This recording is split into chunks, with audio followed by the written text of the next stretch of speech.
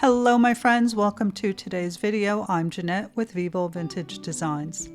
Some of you may have noticed that I've not been posting a lot of alcohol ink videos, and the reason for that is because it's been raining so much here, and working with alcohol ink in a humid studio is just a disaster and really frustrating.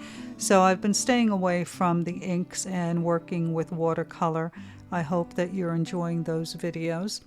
And on the days where it's not raining, I don't want to be inside, so I haven't been working with the inks. And I have to admit that it's my own fault. I do have a very large dehumidifier, but I continuously forget to empty it, so it's my own fault. But today I was determined, so I came down and I thought I'm going to do a very wispy and ripply alcohol ink painting. But yeah, the humidity wasn't cooperating, so I did struggle, but I am determined and I don't give up on a painting. And if you stick around till the end, you will see how I saved this painting and created something that I really was happy with. So you can see that the humidity is causing me to get these really thick, heavy, crusty lines. But I just added more ink and more alcohol over those areas, and I just went over it again and again. You can see that as I'm doing this, I am tilting the paper so the puddle of ink and alcohol keeps coming down to the area where I'm drying it. That's how you get those ripples. And you can see how thick and crusty the ink is getting at the top there. That's why I have a cotton swab. And I use more alcohol, and I use the paintbrush to move that around and soften it up a little bit. You'll see me do that here, but I just keep going over the areas that I don't like. See, here I am using the brush to soften up those crusty lines.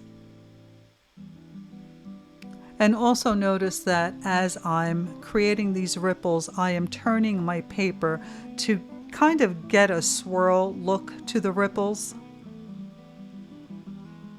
And look at those thick lines coming down on the left-hand side. But no worries. Just scoop them up with a cotton swab, throw some more alcohol over that, a little bit more ink, and just keep going. I refuse to let the inks win. Even when I don't get what I envisioned, I still end up with something that I would not have thought of and that I really do like in the end.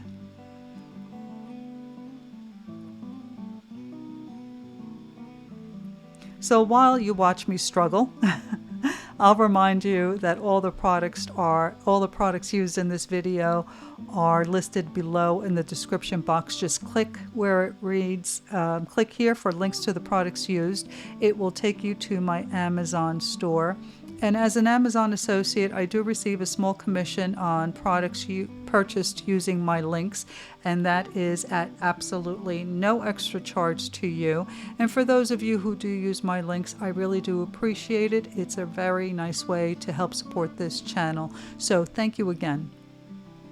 And if you have any questions about anything you see me doing here, just leave it in the description, in the comment section below the video, and I'll always get back to you. And for those of you who are unaware, we have a Facebook group called Vivo Vintage Design Tutorials, where you can post your version of the paintings and techniques learned on this channel. So if you're ever struggling or if you have any questions about something, you can always post a picture of what you're working on there. And our group of members is so supportive and so helpful that either they or I will be happy to help in any way we can.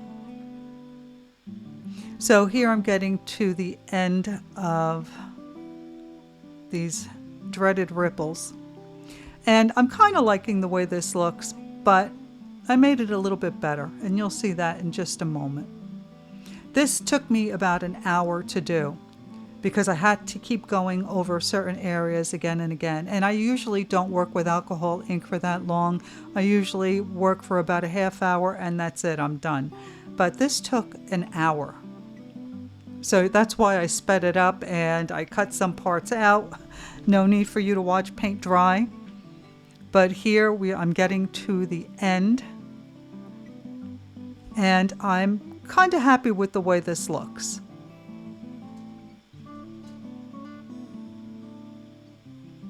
Even though it looks nothing like what I had intended on doing to begin with.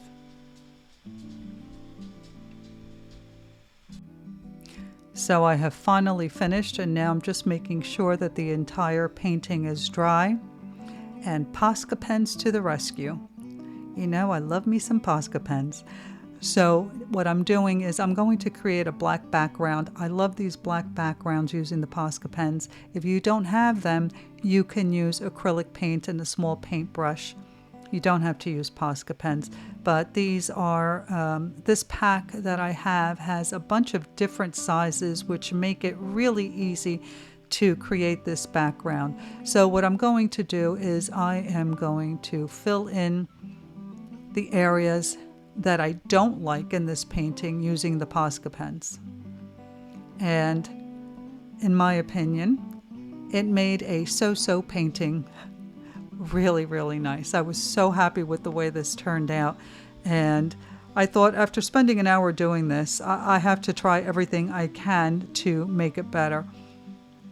So you can see again, this set of Posca pens has this one that I'm working with now that is actually, the tip of it is like a paintbrush. So it's a really it has a really fine tip, and it makes it really easy to get into those tight little areas. And if you push down on it, you can get broader lines as well. And you can see that all of a sudden this painting is coming to life. Those colors look more vibrant to me, and I love the separation. And I was so happy with the way this turned out. I always say Posca pens to the rescue. So, as I always tell you, don't give up on your paintings, even when you think you've ruined it.